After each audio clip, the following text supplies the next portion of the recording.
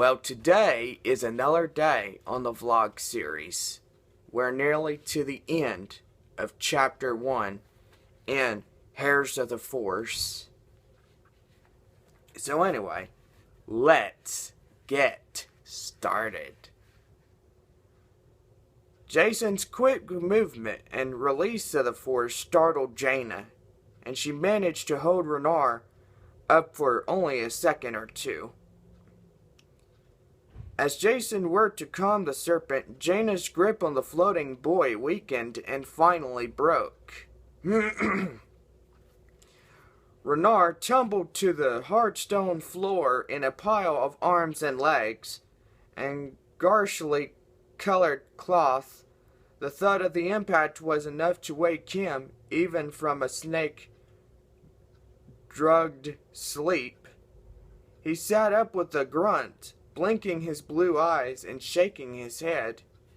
Jacen continued to calm the invisible snake hidden in his hand. He sent tingling thoughts into his mind until the serpent fizzed with pleasure. Content, it wrapped itself around Jacen's wrist, resting its flat, transparent head on its clenched fist. Even in the best of light, it barely shimmered. Its scales were like a thin film of diamonds, its black eyes like two bits of charcoal. Groggy, Renar looked at the dark-haired twins standing next to him. He scratched his head in confusion. Jacen, Jaina, well. What are you? Hey! He sat up straighter and shook his left arm, as if he had gone numb. Then he glared at Jacen. I thought I saw one of your creatures in here just for a minute. And that's the last thing I remember is one of your pets on the loose. Embarrassed, Jacen slid the snake-covered hand behind his back. No, he said. I can honestly say that all my pets are completely accounted for. Jaina bent down to help the other Jedi boy to his feet. You must have just fallen asleep, Renar. You really should have gone to your sleeping pallet if you were so tired. She brushed his clothes off. Now look, you've got dust all over your pretty robes. Renar looked in alarm at the smudges of dust and dirt on his gaudy garments. Now I have to put on a whole new outfit. I can't be seen in public like this. He brushed his fingers over the cloth in dismay. Well, let you get changed, then, Jacen said, backing towards the door. See you at the lecture. Jacen and Jaina ducked out of Renar's room, feeling suddenly bold enough to joke. Jacen waved goodbye with a hand that still carried the invisible crystal snake. Together, the twins raced back to their quarters so they could put on their robes in time to hear Luke teach them how to become Jedi Knights. And likewise, guys, that is the end of Chapter 1. Now we are getting into this chapter right here. And most likely, holy cow, 14 pages. I should have finished it last night, didn't it? This page goes 15 all the way to 27. Jaina ducked back into her quarters to change into flesh clothes. Flesh clothes? Oops, you mean fresh clothes. As Jacen ran to stash the crystal snake in its cage, she splashed cold water on her face from the new cistern in her bedroom wall. Her face still damp and tingling, she stepped out into the corridor. "Hurry or we'll be late," she said as Jason ran to join her. Together the twins dashed to the turbo lift, which took them to the upper levels of the pyramid-shaped temple.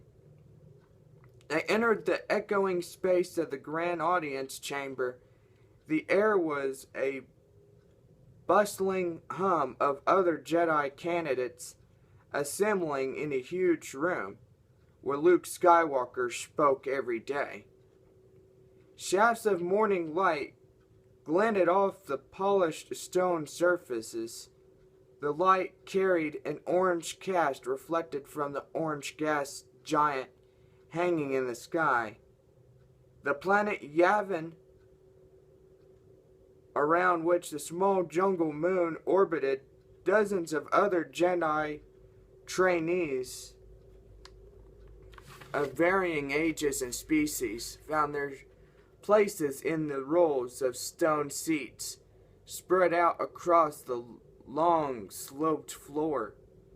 To Jaina it looked as if someone splashed a giant stone down the stage, sending parallel waves of benches rippling towards the back of the chamber.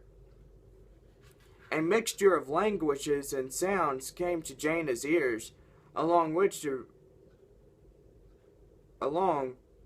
the rich open air smell that came from the uncharted jungles outside.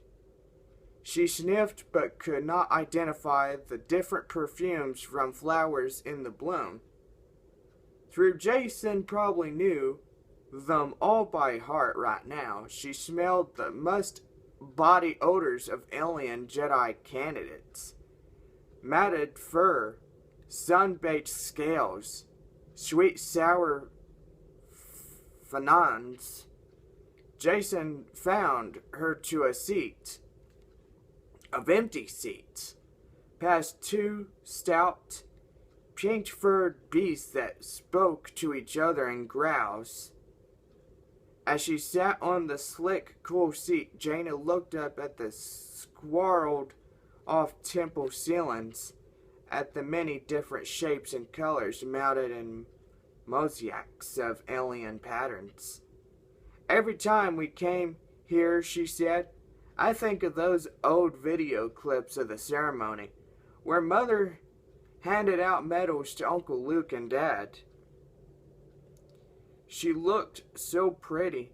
She put a hand up to her straight, unstyled hair. "Yeah, and Dad looked like such a pirate," Jason said. "Well, he was a smuggler in those old days," Jaina answered. She thought of the rebel soldiers who had survived the attack on the first Death Star. Those who had fought against the Empire in the great space battle to destroy the terrible superweapon. Now, more than 20 years later, Luke Skywalker had turned the abandoned base into a training center for Jedi hopefuls, rebuilding the Order of the Jedi Knights. Luke himself had begun training other Jedi back when the twins were barely 2 years old. Now he often on his own missions has spent only part of his time at the academy, but it remained open under the direction of other Jedi Knights. Luke had trained some of the trainees, had virtually no force potential, to be mere historians of Jedi lore. Others had great talent, but had not yet begun their full training. It was Luke's philosophy through all potential Jedi could learn from each other. The strong could learn from the weak, the old could learn from the young, and vice versa. Jason and Jaina had came to Yavin 4, sent by their mother Leia, to be trained for part of the year.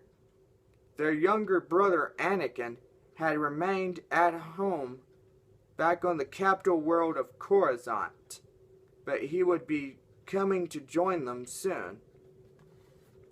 Off and on during their childhood, Luke Skywalker helped the children of Han Solo and Princess Leia to learn their powerful talents.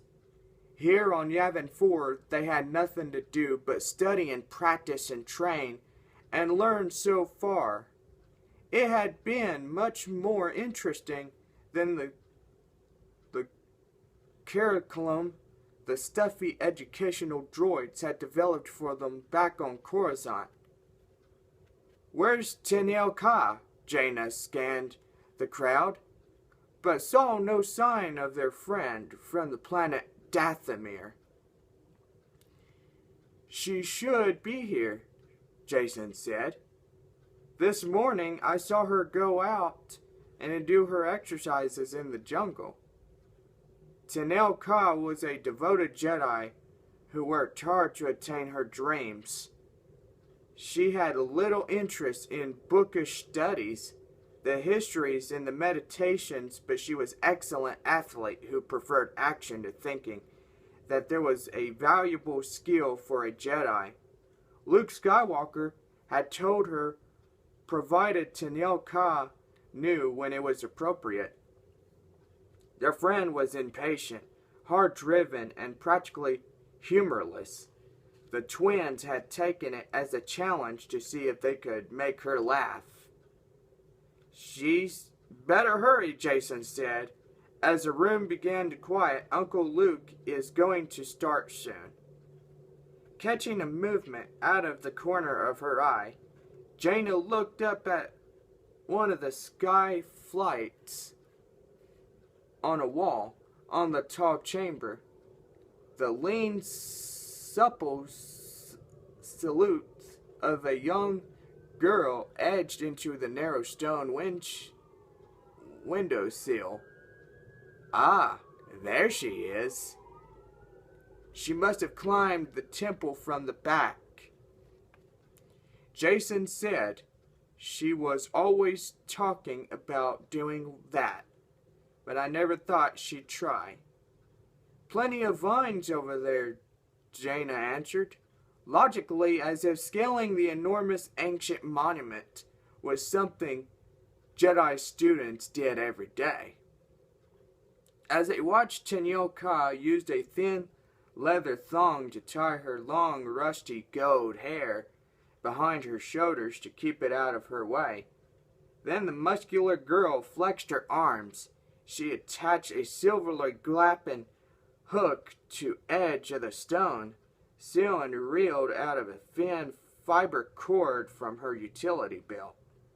Tenel Ka lowered herself like a spider on a web, walking precariously down the long, smooth surface of the inner wall. The other Jedi trainees watched her, some applauding, others just recognizing the girl's skill. She could have used her Jedi powers to speed the descent, but Tenel Ka replied on her body, "Wherever possible, use the Force only as a last resort." She thought it showed weakness to depend too heavily on her special powers. Tenel Ka made it easy landing on a stone floor, her glistening scaly boots clicking as she touched down. She flexed her arms again to loosen her muscles, then grasped a thin fiber cord with a snap. From the Force, she popped her grappling hook up and away from the stone above, and neatly caught it in her hand as it fell. She reeled the fiber cord into her belt and turned around with a serious expression on her face, then snapped the young thong free from her hair, and shook her head to let the reddish treasures fall loose around her shoulders. Tenyo Ka dressed like other women from Dathomir, in a brief athletic outfit made from scarlet and emerald skins of native reptiles. The flexible light armor tunic and shorts left her arms and legs bare. Despite her exposed skin, Tenyo Ka never seemed both bothered by scratches or insect bites. Though she made numerous forays into the jungle, Jason waved at her. Grinning, she acknowledged him with a nod, made her way over to where the twins were sitting, and slid onto the cool stone bench beside Jason. "Greetings," Tenyo Ka said gruffly. "Good morning," Jaina said.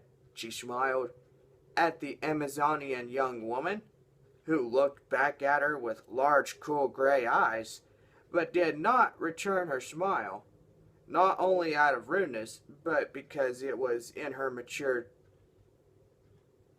immature in nature. Tenyo Ka really smiled. Jason nudged her with the elbow and dropped his voice. "I've got a new one for you, Tenyo Ka. I think you're going to like it. What do you call the person who brings a rancor its dinner?" She looked perplexed. "I don't understand." "It's a joke," Jason said. "Come on, guess." "Ah, a joke," Tenyo Ka said, nodding. "You expect me to laugh. You won't be able to stop yourself once you hear it," Jason said. "Come on, what do you do when you call a person who brings a rancor its dinner?" "I don't know," Tenyo Ka said. Jaina would have bet 100 credits that the girl wouldn't even venture a guess. "The appetizer." Jason chuckled. Jaina groaned, but Tenyo Ka's face remained serious. "I will need you to explain why that's funny, but I see the lecture is about to start. Tell me some other time." Jason rolled his eyes just as Luke Skywalker stepped out into the speaking platform. A flustered Renar emerged from the turbolift. Puffing and red-faced, he bustled down the long pyramid between seats, trying to find a place where he could sit up front. Jaina noticed the boy now wore an entirely different outfit that was bright as the one before, and the colors that clashed just as much. He sat down and gazed up at the Jedi Master, obviously wanting to impress the teacher. Luke Skywalker stood on the raised platform and looked out at his mismatched students. His bright eyes seemed to pierce the crowd. Everyone fell silent, as if a warm blanket had fluttered down over them. Luke still had the boyish looks that Jaina recalled from the history tapes, but now he carried calm power in his lean form. A thunderstorm bottled up in a diamond-hard gentleness. Through May trials, Luke had somehow emerged bright and strong.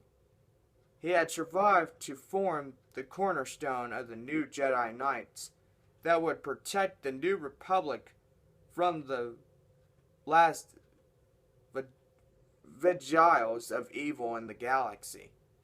"May the Force be with you," Luke said, in a soft voice that nevertheless carried the length of the grand audience chamber. The words in the often repeated phrase sent a tingle across Jaina's skin. Beside her, Jason flashed a smile. Tenyo Ka sat up rigidly, as if in a homage. "As I have told you many times," Luke said, "I don't believe the training of a true Jedi comes from listening to lectures. I want to teach you how to learn action, how to do things, not just think about them. There is no try, as Yoda once said. one of my old Jedi Masters that taught me. And we're going to stop right there. Now we're on page 23. And most likely, as you guys may know, we're doing this episode one at a time. And most likely, we'll begin on that in the next episode. So anyway, I'm glad you guys are enjoying me read this whole book. It's our first book, and I'm surprised. And we got like 232 pages. Anyway, we're doing pretty good. Alright, so it's time to sign off. Don't forget to subscribe for more content if you like these videos and you like me reading about this book. You know, check back for more, because there's going to be a whole lot more. I like to read to you guys, you know, because I think reading's pretty good. It gets your mind in a thinking cap. So anyway, be safe, make wise choices, and always remember to keep it rocking.